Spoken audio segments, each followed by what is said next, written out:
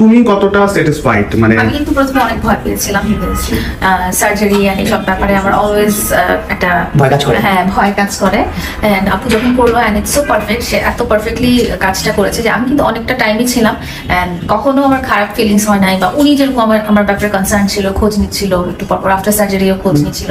So I feel really good. আর চেহারাটা আমি এখনই অবাক হচ্ছি, তো আমি ওয়েট করছি যখন সব সোয়েলিং এন্ড এভরিথিং ঠিক হয়ে যাবে তখন না জানি কি হবে। তো আচ্ছা, আরেকটা জিনিস, আপনার যে লিপস ফিলারের যে একটা স্পট দেখতে পাচ্ছেন বা ব্রুজ দেখতে পাচ্ছেন, গালের মধ্যে একটা মানে একটা স্পট টাইপের একটা লাইন টাইপের দেখতে পাচ্ছেন, এটা কিন্তু থাকবে না, এটা আস্তে আস্তে অ্যাবজর্ব করবে, ইভেন এটা আস্তে আস্তে করে টানবে। তো এটা ভয় পাওয়ার কোনো কিছুই না। যারা আঁকাবাঁকা মনে করতেছিলেন তাদের জন্য হচ্ছে এই ভিডিওটা, একদিন পরেই দিলাম যে আঁকাবাঁকা কোনো কিছু না, সে is looking so pretty now, and আপনারা সোন ভালো কিছু দেখতে পাবেন।